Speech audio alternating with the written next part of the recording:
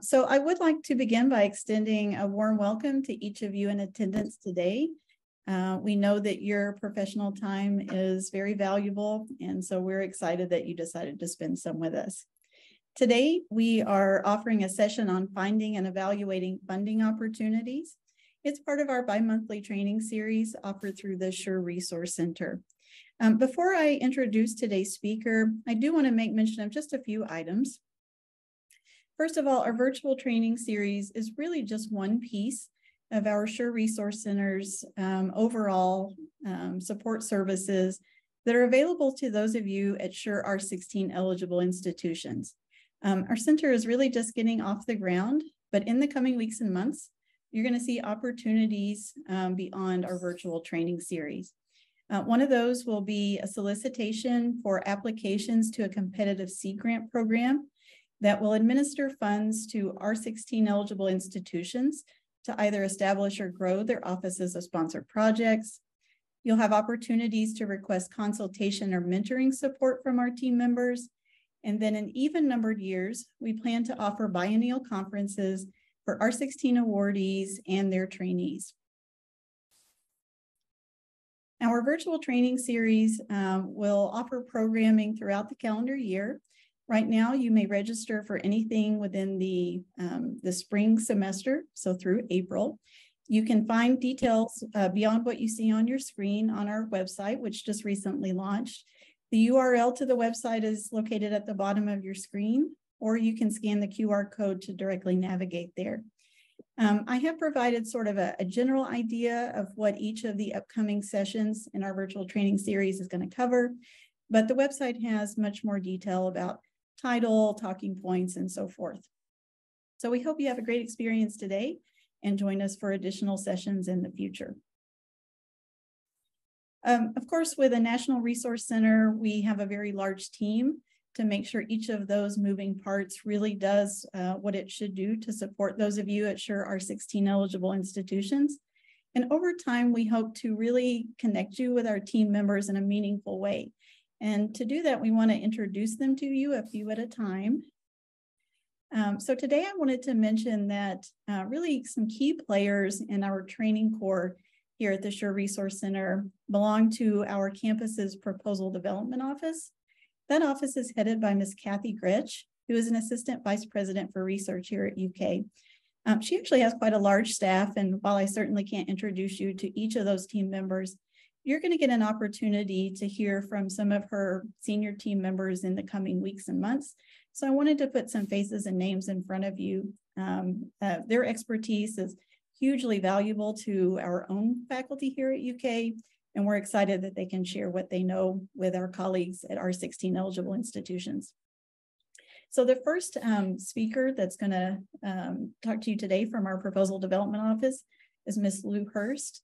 Lou is a really great team member in that she brings not only expertise in proposal development, but also research administration. So she'll start us off by looking at funding opportunities, how you find them and how you evaluate them. Thank you so much, Melissa. I'm glad to be here, and thanks to all of you for being here today and coming to this session on finding and evaluating funding opportunities. And so, as you know, the goal of the SURE program is to support faculty and staff of eligible institutions in growing their overall research capacity, which means developing relationships with funders, becoming more competitive for extramural funding from a variety of sources, including but not limited to NIH. And so all of that falls into the domain of research development, which is what my office does here at UK. So this is our agenda for today's session. First, we'll cover on a high level some strategies and approaches to finding suitable funding opportunities for your research. We'll talk about how to evaluate funding opportunities to determine whether they're really a good fit for you. And as part of that, we'll discuss how to interpret funding opportunities by considering the funder's perspective. And we'll look at what features, details, and potential pitfalls to look for in a funding opportunity. So what we'll talk about today will be applicable to all funders that you'll work with. But to illustrate these concepts, we're especially going to be looking at the two SURE mechanisms, the SURE Award and the SURE First Award, since most of you in the audience today will be familiar with those and possibly preparing an application. And our future faculty webinars will be discussing in much more detail how to develop components of the applications for those.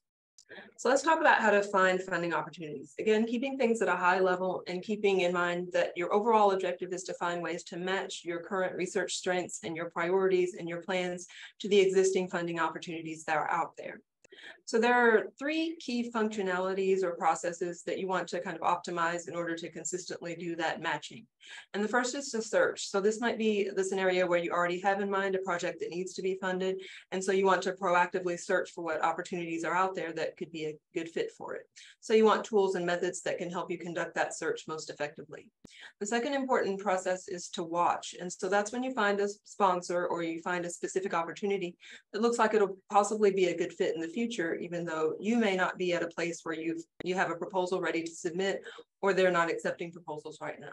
So your goal here is to watch and keep track of those sponsors and opportunities in the meantime. And so you want to build up and keep updating your list of options so that you'll be ready to submit when the time does come. And the last important functionality is to share. So within your institution and within your research networks, look for ways to share news about opportunities that you hear about so that you can get them to the people that would be interested in them and qualified for them. And also possibly so that you can build teams to collaborate on a proposal. For funding searches, here are some general tips. So your first step is to consider what type of funding you need, including the amount of funds and the mechanism that'll support you. So are you looking for funds for a distinct one-time research project or something smaller scale for a pilot or maybe an individual fellowship? So those are all different funding mechanisms that are appropriate. There are different mechanisms that are appropriate for each one of these purposes, and there are different sponsors that are a better fit for each of those. And the next piece of advice is to really take time and get familiar with potential funders in your field before you apply. So like months or even years before you might be ready to apply. And this will help you learn about their recurring opportunities, who they typically fund, and to keep up with news about their possible future directions and priorities. Because your proposal will always be better if you have a firm sense of the sponsor's overall outlook, kind of speak their language and their approach to funding. And it really takes time and experience to get a sense of that. So funding databases that let you search for grants, they're a great tool, but they work best when you already have some familiarity with the funders, or they work well as a way to find out about funders and opportunities so that you can go back to their site and learn more about them. To do a search, you need to start with a good repository of funding opportunity listings that ideally should be centralized so that everything is in one place. It should be organized so that you can search by various criteria as you need to, standardized so that you can easily compare across opportunities. And of course, it should be accurate and up to date. In order to get those features, your institution might subscribe to a funding database, or you might otherwise be able to access such a database where the listings are vetted to make sure that they're accurate and up to date.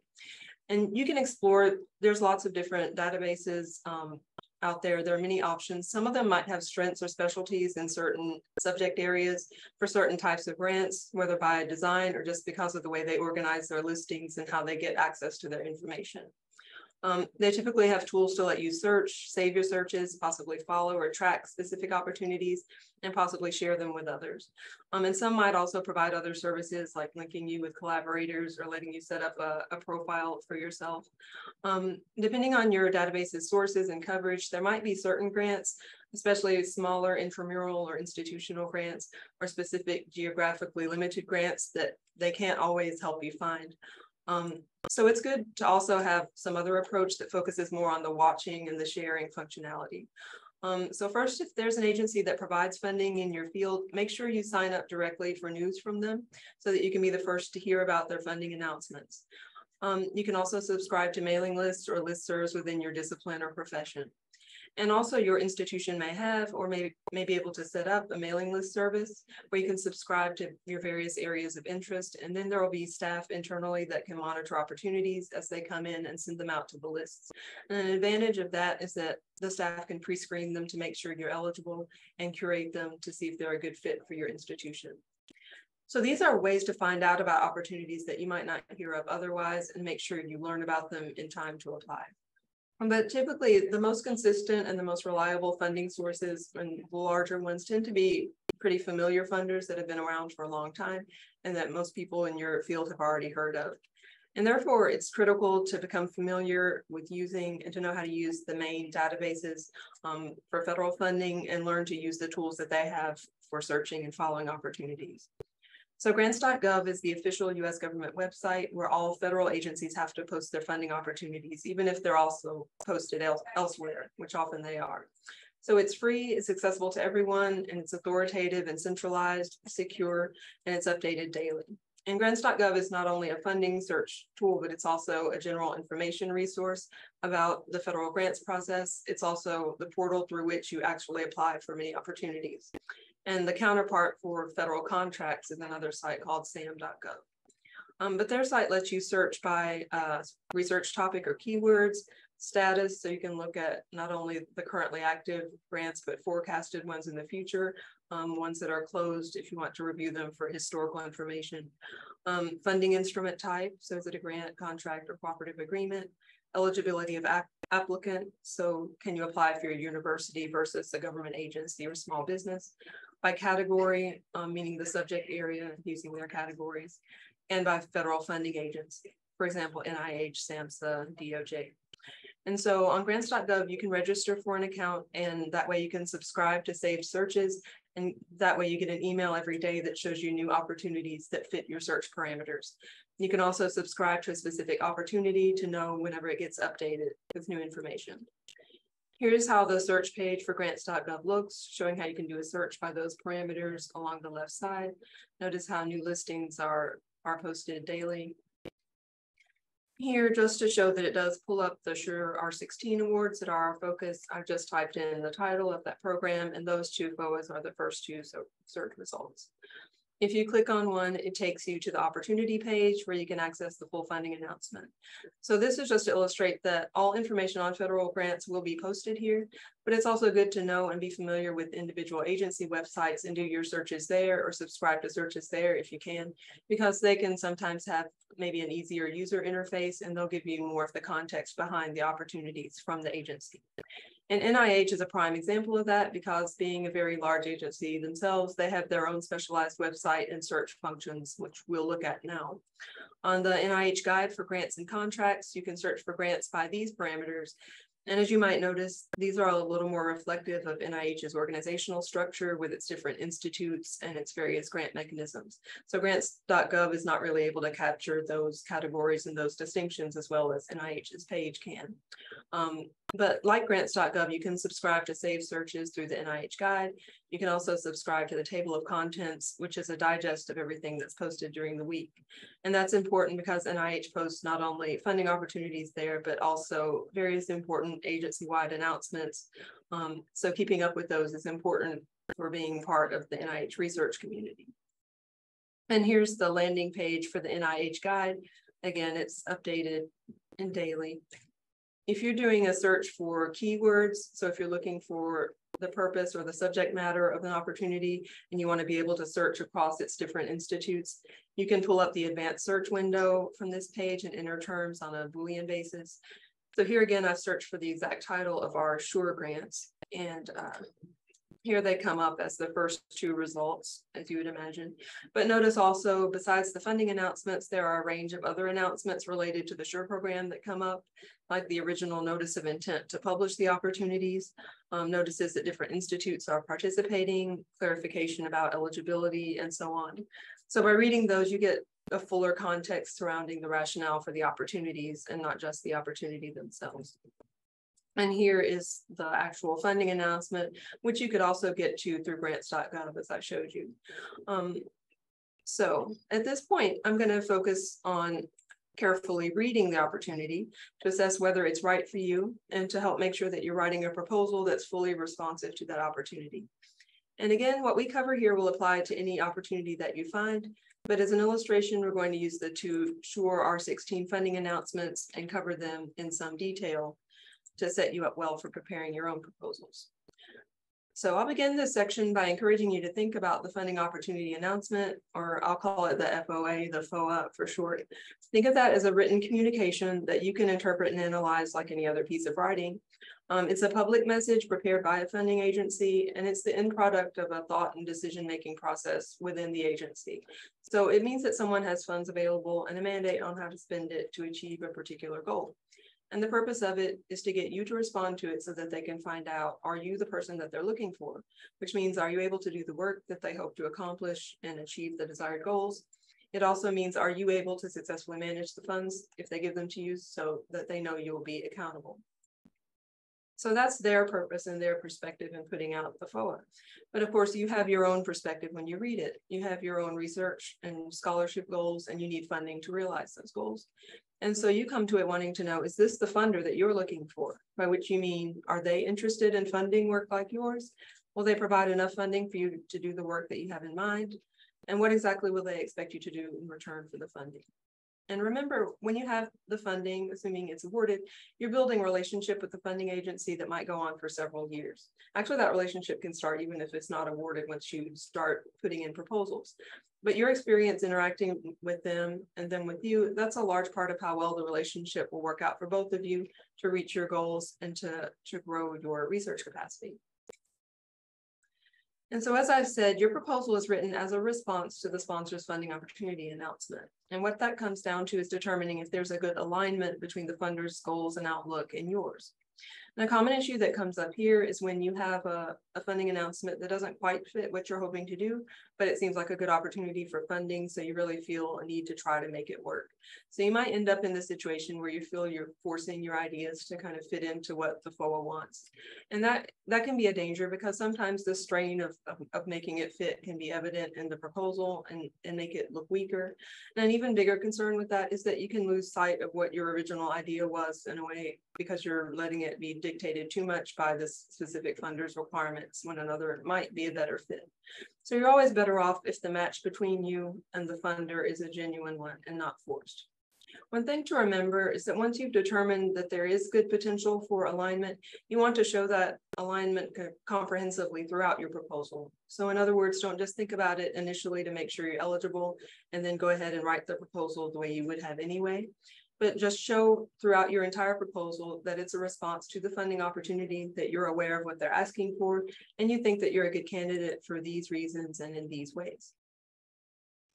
Another good way to discern alignment is not just in the FOA itself, but step back and find out what you can about the funder, especially if it's one you may not have heard of before. So try to find out what is their history, what's their mission, what do they typically fund in terms of what kinds of projects and in terms of grantees. So for example, do they typically fund universities? With federal agencies like NIH, typically, yes, they do, but some smaller private funders or foundations might not be used to working with large universities, might even prefer not to. But you want to get a sense of that as well as you can. Once you get a full funding opportunity, there's some essential information that you need to find right away to start evaluating it. And I've broken it down into the issues of time, money, eligibility, and instructions. So we'll go over each of these in turn, and specifically we'll talk about what they can mean from the funder's perspective and yours, because that's what will guide how you read the FOA and the details that you look for. And again, today we're looking at the two SURE R16 funding announcements as our examples. So first, time. So what do time points and timelines mean in the FOA? What's the significance of the various dates that you'll find? So the funder, both before and after issuing the funding announcement, has to consider issues like assembling people to review the proposals, coordinating reviews, reading the submissions, making funding decisions and routing those decisions through multiple levels, and communicating and answering questions from funders and seeing that the work is completed for the award agreement. So they have a lot of work to do on their end, and a lot of the timing references in the FOA are dictated by those concerns and those needs that they have. And from your perspective, you read the FOA and you have to consider things like assembling your team, writing and finalizing the proposal document, sometimes multiple drafts, your own routing and approvals process in your institution, and then submitting the proposal, afterward planning and completing the activities, and any follow-up reporting or other deliverables. Probably the biggest single time point in the FOA that you'll zero in on is the submission deadline, the date the proposal is due. And sometimes that right there will determine whether you can go for it or not. But sometimes there's more to look into regarding the date. So first, is there really only a single one-time deadline, or is it a rolling submissions opportunity where they'll take proposals anytime? And even if they take them anytime, is it best to submit at certain points? For example, sometimes they'll say that they collect proposals year round, but they'll review them 2 or 3 times a year. So you want to get it in before the next review cycle. Or sometimes they say it's best to apply as soon as possible in the fiscal year before their money runs out.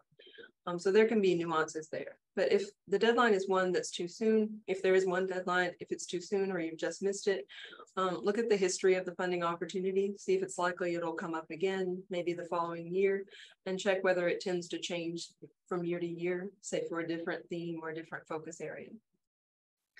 Assuming there is that one deadline, pay attention to whether they specify the time of day. Does that mean 5 p.m.? Does it mean midnight? And even the time zone. That can be an issue surprisingly often.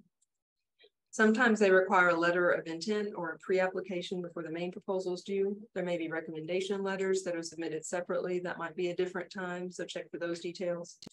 And I want to emphasize that you want to keep in mind internal deadlines, and that's something that the FOA can't tell you because they don't know what's going on inside your institution or in your professional life. You may have an internal deadline a few days in advance. The funder's deadline, because of work that needs to be done in your institution before you submit. Sure. That could be completing completing registrations or internal review process. And that deadline might be fixed and set for you by someone else, or you might set it yourself to coordinate your grant writing team and make sure you don't cut it too close to the funder's deadline. As you know, there could be delays with different application components like letters of support or collaboration that you need from other people. You might want to send your proposal out for other people to review and give you feedback, which is a wonderful idea, but that can also bring its own delays. So when you look at a deadline, you have to factor in all of those things. Then you can consider the timing of events post-award. So does the opportunity specify when the work that's being funded has to start, or do you maybe get to decide that yourself within limits? Also, what's the performance period that's going to be used to evaluate whether you've met their expectations? Are there certain budget periods? Are there deliverables or reports that'll be due on a certain schedule? And ultimately, you have to consider how does all of that fit in with your other professional and personal responsibilities? So is that feasible for you? Let's take a look at our 2 SURE funding announcements in terms of timing. So each of those funding announcements includes a table that shows the due date for new applications, the due date for renewal applications, if that applies, and the due date if you have an AIDS-related project, because those run on their own standard deadlines. And you see also that for each deadline, there are associated dates for NIH to do their part of it, the merit review, the advisory council review, and the earliest start date of your project if the grant's awarded. So you can see how your work timeline will fit in with theirs. And lastly, you see that for each opportunity, applications are accepted once a year with the last listed deadlines in 2023 this year. So May for the SURE award and September for the SURE First award. And then if the SURE program is extended into subsequent years, the new funding opportunities will come out next year with their own due dates, probably by year again. You'll also see, if you read through the funding announcements, the letters of intent are not required. Applications are due at 5:00 p.m. at your local time. There are some other documents required, like institutional letters, which will require some internal coordination. So you'll be wanting to factor all of that in when working out your timeline for preparing these components. And then the SURE awards run for up to 4 years. You'll submit annual performance reports and receive your funding incrementally. And that's outlined in another section of the FOA under award administration information. So now let's move and talk about the money issue and where that's referenced in the funding announcement. So from the funder's perspective, they're thinking about things like the total amount of funding they have to spend, how many total awards they want to make, and so how they want to divide up the funding. And consider how their funding decisions might be different if they're funding only one award nationwide versus if they're funding dozens of smaller awards around the country. So that's not just a matter of how competitive it'll be for you, but it also indicates the level and scope of project they would want to fund if it's their only investment in this particular program. The funder also has a timeline for when they need to disperse the funds. And depending on the funder and the situation, they may even be under pressure to get the funds spent out before a certain point. In a case like that, they're going to preferentially choose grantees who are already in a position to hit the ground running and start spending versus those who might need more time to plan. And finally, they may be operating under agency-wide regulations or organizational bylaws, if they're a private funder, that dictate what they're allowed to award grants for.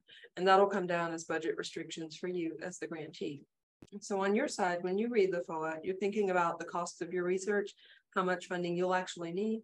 You're thinking about the existing resources you already have that you can supplement with this funding.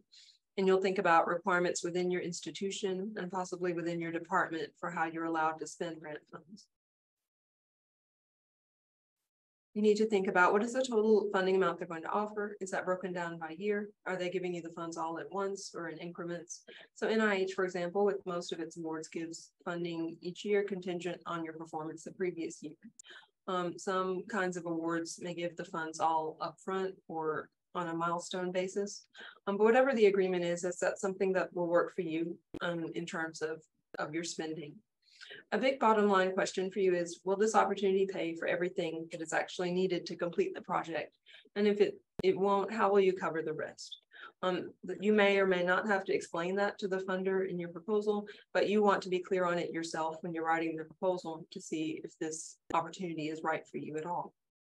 You want to consider too that some funders are willing and ready to comprehensively support a project and to be the sole funder for it. So federal agencies like NIH often are prepared to do that.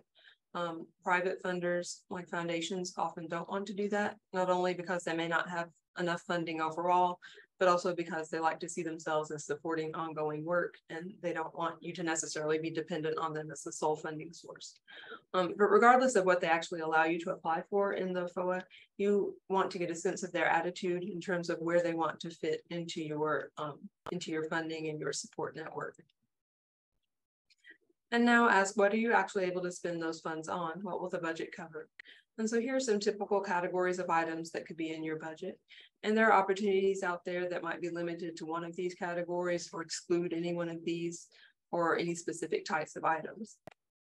This is important to look at and think about, not just for practical reasons of knowing what you'll be able to spend the funds on and whether that'll work for you, but also in terms of understanding how the funder is thinking about the whole purpose of the project. Here are two important issues to keep in mind regarding budget restrictions. The term indirect costs, sometimes it's called overhead or facilities and administrative costs, F&A. As you probably know, these are costs in a grant award that go to support not your specific project activities, but the overall supportive infrastructure of your organization, such as the building, the utilities, the supportive offices and services. And it's important to remember that these are real costs for real things that the institution has to cover some way or another. So your funding opportunity will specify whether and how much they'll cover in indirect costs. And your institution should have rate agreements with the government specifying the percentage that you're permitted to request on federal grants. And some private funders will honor that rate. Others may not and offer a rate of 10% or a certain percent, or they may not cover indirect costs at all. And then your institution might get a say in whether they'll accept the award at that rate, and they may have policies for that. All of this can be a big issue when drawing up your budget, so make sure that you learn those rules as soon as you can. Another important consideration is cost share, sometimes called match. That's when your institution has to contribute some of its own resources to supplement the funds before the funder will agree to give you the award. So when you read the FOA, you need to know if you'll be required to give cost share or match, or if the sponsor encourages it, and if so, what your institution or your department is willing and able to provide. So going back to our SURE funding announcements, it set forth that you can budget up to $100,000 in direct costs per year for the SURE award and up to $125,000 a year for the SURE First. And that's for up to 4 years for both of those awards.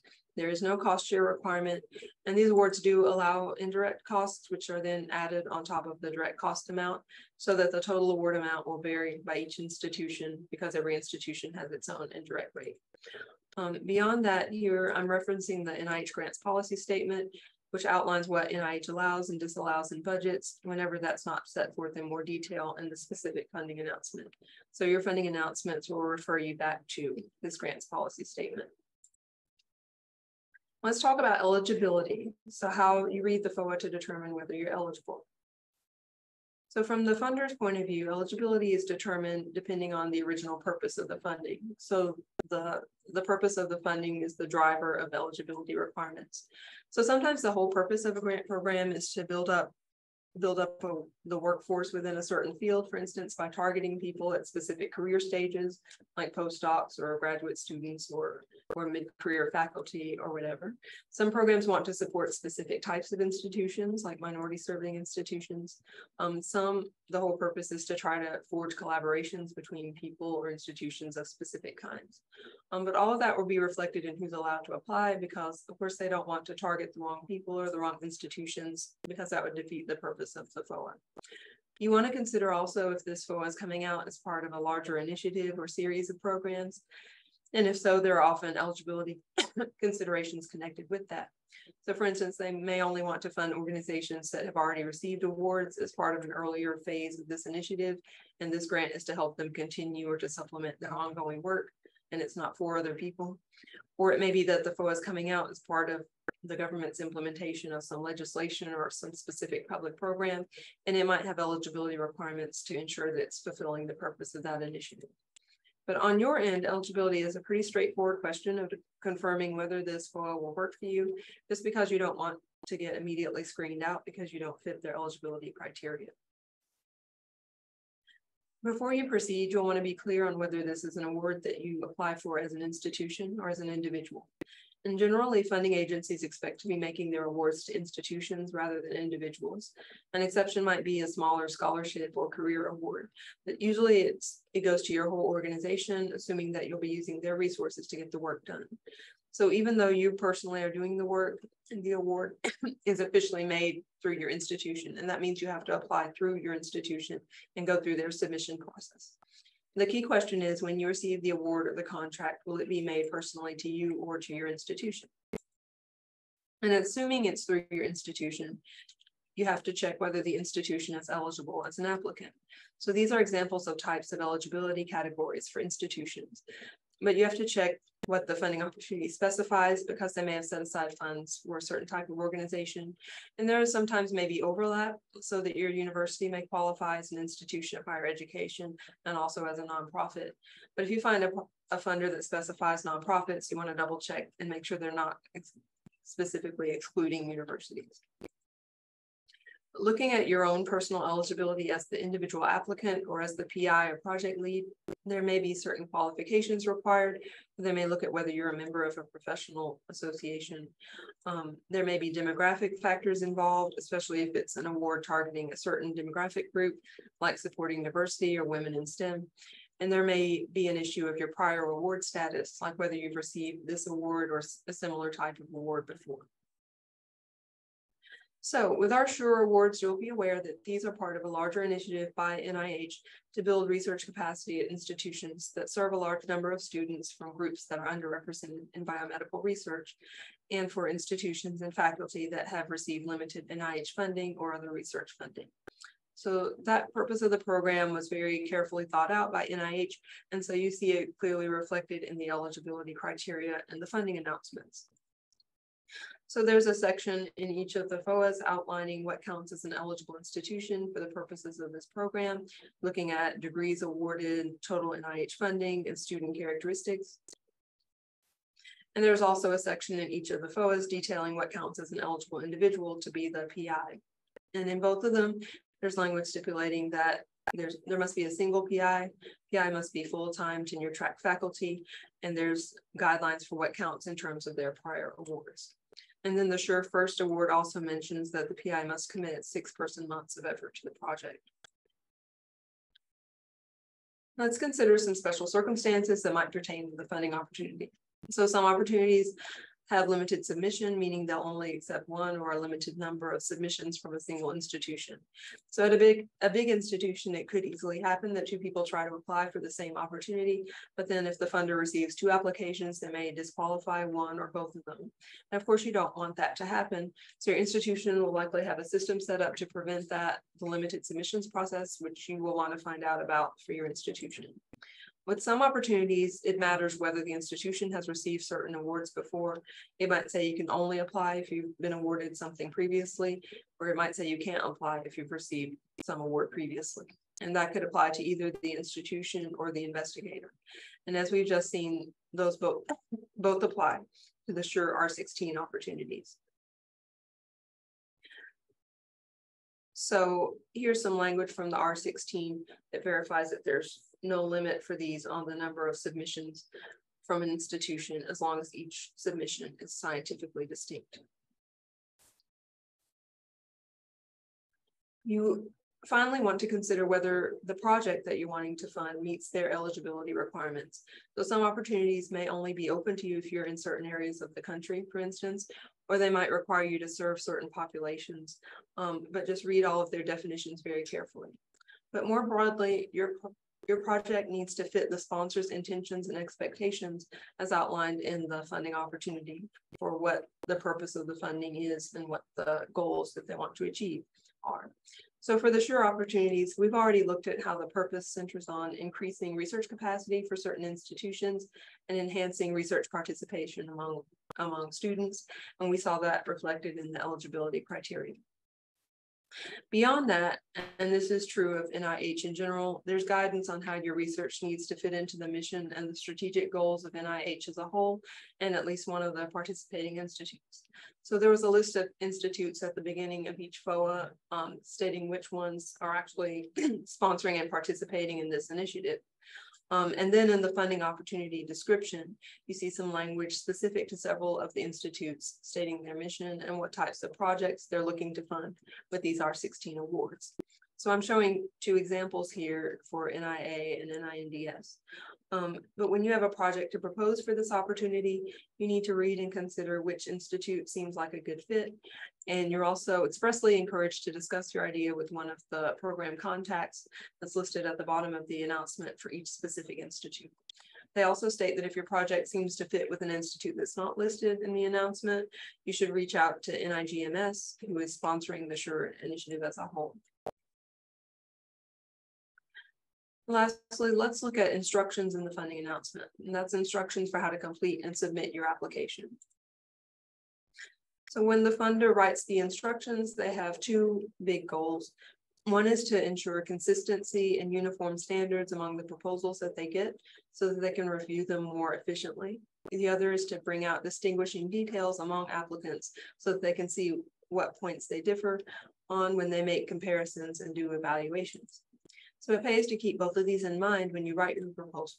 You don't want to deviate from the others in terms of form, because you want to make it easy for your reviewers to do their job reading it and abide by all the instructions.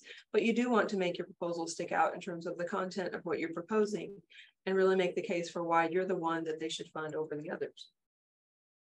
When you read over the application instructions as part of evaluating whether a FOA is good for you, your task is to assess whether it's really feasible for you to complete the application in the time you have.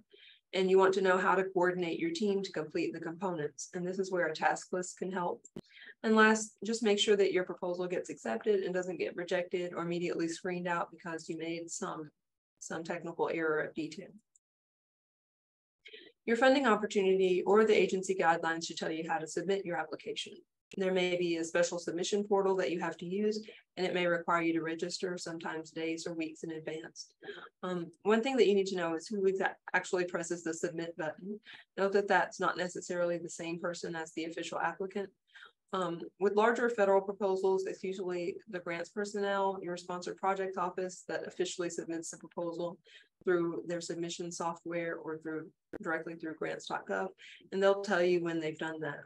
Or it may, especially for a smaller proposal, it may be you that individually submits it, even though it has been routed through your institution and you're applying through your institution, you may be the one that actually submits. But whichever it is, you need to know that early on because it'll help with your planning and prevent a last minute emergency or a last minute confusion.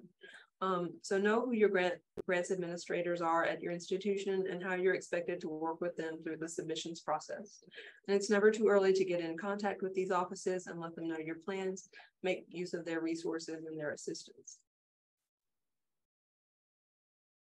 So going back to what you look for in your funding opportunity, you should find some instructions for how to complete the proposal down to details about page limits, formatting, what to call your attachments and how to upload them and so forth. And note that there will be some guidelines that are specific to the opportunity, and then there will be some guidelines that are standard for the entire funding agency, and those would be your default when the funding opportunity doesn't specify something. So for the big federal agencies, these can be large detailed documents that can run hundreds of pages. But for smaller funders, that might just be a few pages on the website specifying what they will or will not fund. But just make sure you read all the available material relating to grants, whatever that might be for your agency. Finally, many opportunities will also tell you in detail what standards they'll be using to judge your application, the evaluation criteria, and that's a very valuable tool for shaping your application. Sorry, that was for this slide.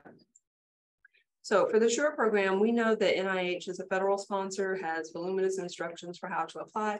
And you should know that the default instructions are the SF424 R&R application guide, which is linked in the funding announcement multiple times. And there are a lot of helpful tutorials on NIH's website to help you navigate it, all the sections, how to even find the correct instructions for the type of proposal that you have, because there's specific ones for each type of NIH application, and there are instructions for every component of each application when they apply. It can be kind of a lot to get through, but the key takeaway is that you have those instructions, the agency-wide instructions, but then you have the instructions in your specific FOA, and your FOA will always supersede those default instructions. So what you'll see in the announcement is language like this: all instructions in the SF424 R&R application guide must be followed with the following additional instructions. Or you'll see the following section supplements the instructions found in SF424 application guide and should be used for preparing an application to this FOA. So here's what that actually looks like in the wild with our SURE 16 FOAs. So you see several sections simply refer you back to the SF424 guide, but there are some additional supplements with the language indicated here. And notably, there are institutional letters required, and the applicant is required to provide a list of current and pending research support, which makes sense because the SURE program is interested in the applicant's award history, given the purpose of the program. Elsewhere in the FOA, under facilities and other resources, they make a note that you need to give special justification if you're doing any of your research at another institution and using their facilities. And there are also various places where you need to highlight past and planned involvement of students in research, because student involvement is a big part of the purpose of SURE. So again, all of these modifications make sense in terms of the program's purpose. So where's that SF424 R&R application guide? Of course, it's all available digitally on NIH's site. Here's the page for the general instructions. Here's the page for sections of the research plan. So that's the technical section that you'll spend a lot of time on as the investigator. Often your grant support office might be able to help you with some of the supporting documents like the budget. But often a lot of your time, at least as it relates to the science, is going to be spent on these. And so this page, for instance, is where you would find the default instructions for the specific aims and the research strategy, what exactly those sections need to contain, supplemented by the extra information that the FOA calls for.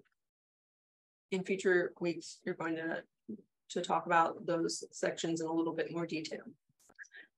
For now, I'll draw your attention to NIH's table of page limits. So each section of the application has a specific page limit, and that can vary by activity code. The default limits are in this table. I've shown a link here and a sample section of one of the tables. But again, you must remember that your FOA may have different instructions, and if so, they will always supersede these.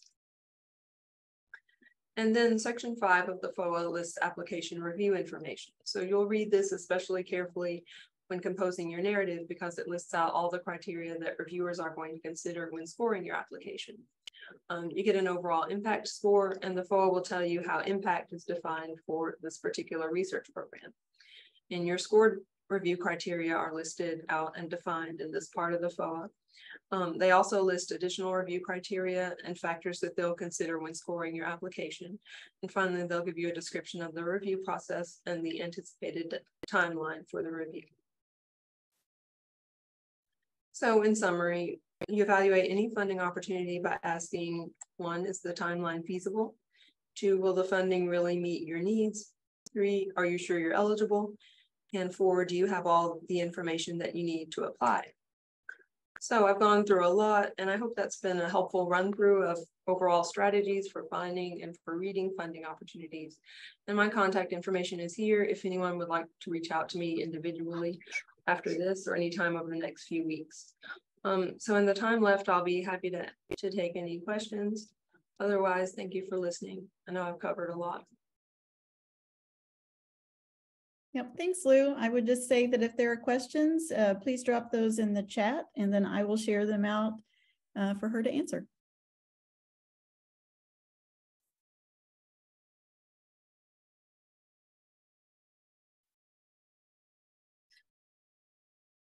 I think I see someone raised hand, Tiffany Williams.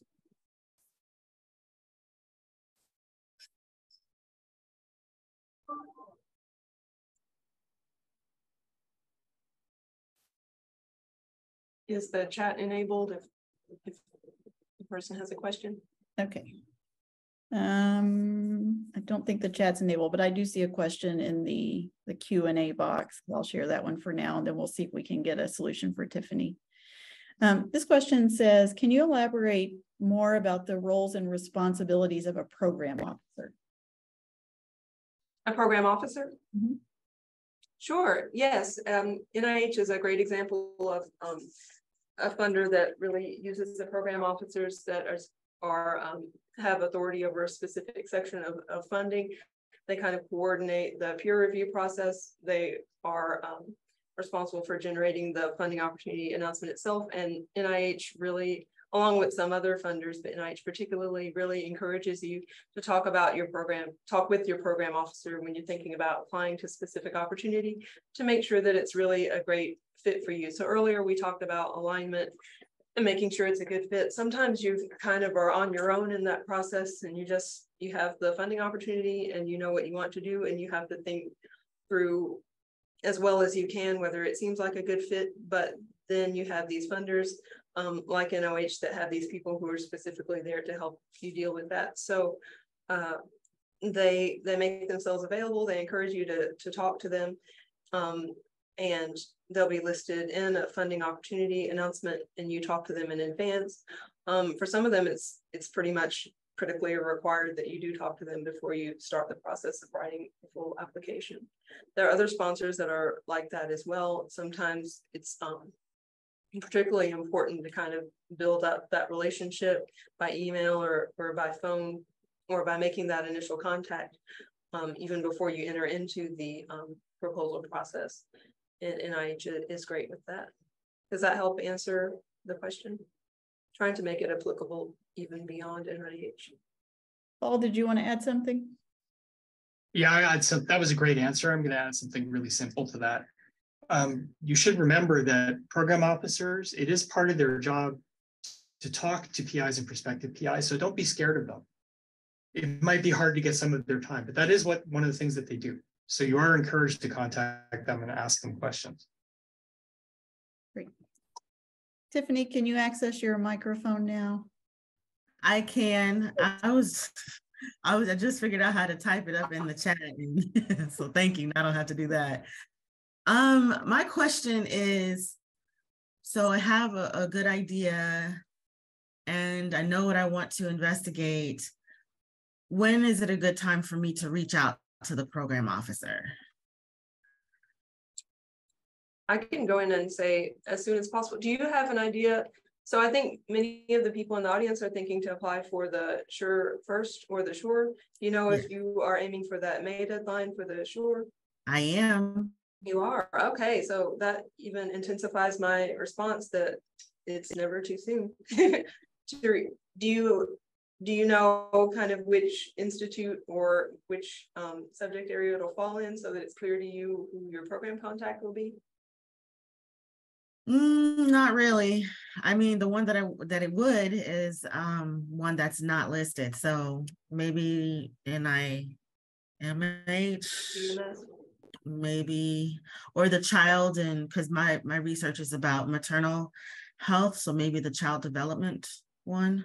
Okay, so yes, I'd read carefully through the language that's given for NICHD in the funding announcement, see if that sounds like you. Sometimes that can be a little tricky with NICHG, especially. It's not uncommon that you might potentially think that more than one institute is potentially appropriate for you. So you can reach out to these and have a pretty well written out idea. Someone else in the Q&A is mentioning that they've been told for this FOA that they need to have a specific aims page ready or some draft of your idea ready when you speak to them. So get that prepared as well as you can. Think as well as you can if there are any institutes that sound to you like they're a possible fit. And then when you reach out, you send that and also tell them why you're thinking it might be a good fit and be honest about why you think it may be a little bit of a stretch or why you're not sure. Be as honest as you can about that. And that's what they'll help guide you with. But yes, get that done as soon as you can reasonably have that summary ready and talk about it. Especially if there's multiple that you think might work. Excellent, thank you. And if I could just add a few things, again, I agree with everything Lou said. If not all institutes do participate, but as long as the grant is within the mission of NIH, NIGMS will pick up that grant. So keep that in mind as well. And just another point when you're about contacting program officers, it's really best to always email first so that they have an idea of maybe what you want to discuss, and then they'll be able to talk with you at a time, because their job is to talk to PIs, as Paul said, but they're also busy too. So email first to set up a time to talk, and then you'll have a very productive conversation when you do have that chance.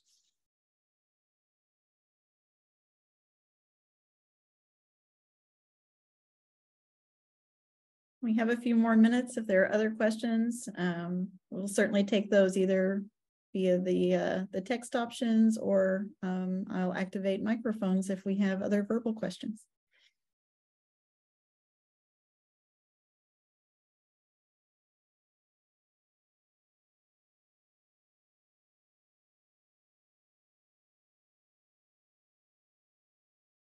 Well, I think that may be it for the moment. So I'll extend a big thank you to Lou for her excellent presentation. We have recorded the session, so I will share an opportunity for registrants to access this recording and view it again later. And if you think of follow-up questions, you're certainly welcome to contact our team. Melissa, there is one other comment. I don't know if people are still around. There's a question, should I not apply for funding if publications are low? Lou, do you want to answer that, or do you want Paul or me to answer that, or? You might, I'm sure you have wonderful advice to give. My advice, without knowing a little bit more, I would say this is a great opportunity that's specifically meant for faculty that may not have a strong funding history and maybe also don't have a great publication history or an extensive publication history. So that might be something that they'll consider for your application. I would definitely not say that's something that should prevent you from applying. You're going to highlight in your biosketch and everywhere else in the proposal what your research background has been and what that looks like, publications, but also the other experience, specifically mentoring experience, how you've worked with students, all of that, and they'll take all of that into consideration. So that's my advice. Yep. I'd say that's great advice. But I would also, it is one of the criteria that reviewers look for. So, but it's only one thing. So I would not make a decision not to apply simply based on that, but that is one thing to look at. When you in your bio sketch as well, you can have a statement, and I've seen bio sketches where for various reasons, maybe for family reasons or for other reasons, they've had a period of time when they're not highly productive with publications, and you can explain some of those situations that may have been a challenge for you. So it's okay to describe that as well. And I'll add one thing. Those are both great answers. But one thing that NIH is emphasizing more now, and they've always sort of said this, but it's becoming more of an overt criteria going forward, is that they want reviewers to emphasize the PI's ability to do the project that they have proposed, and not things like how many publications they have or how prestigious their publications are. They just want you to say, is this a person that can do this? So you need to focus on that. People can take other stuff into consideration, like overall productivity, but the emphasis is supposed to be on, is the person qualified to do this, right? So as long as you can demonstrate that, you're more than halfway there if you can demonstrate capability.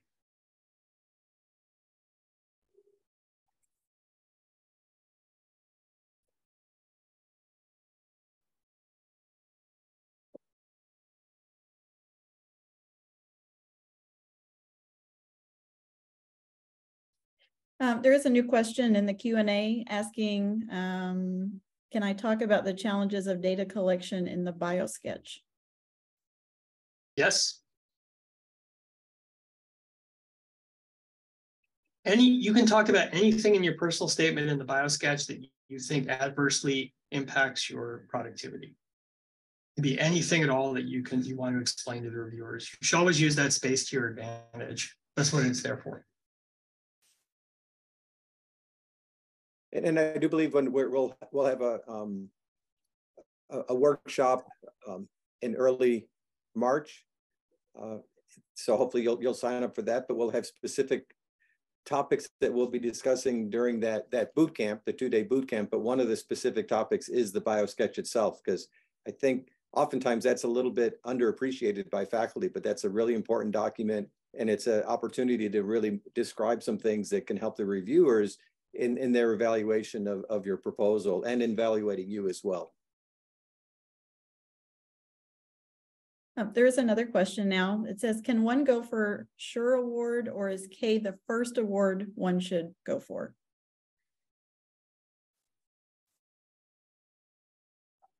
I guess for me, I'd probably have to know a little bit more information about the situation before asking that. So I would say if you want to contact us, there is a SURE Resource Center website. We could talk about that more, but I think it's a nuanced answer depending on some other issues that you may be thinking about or your situation.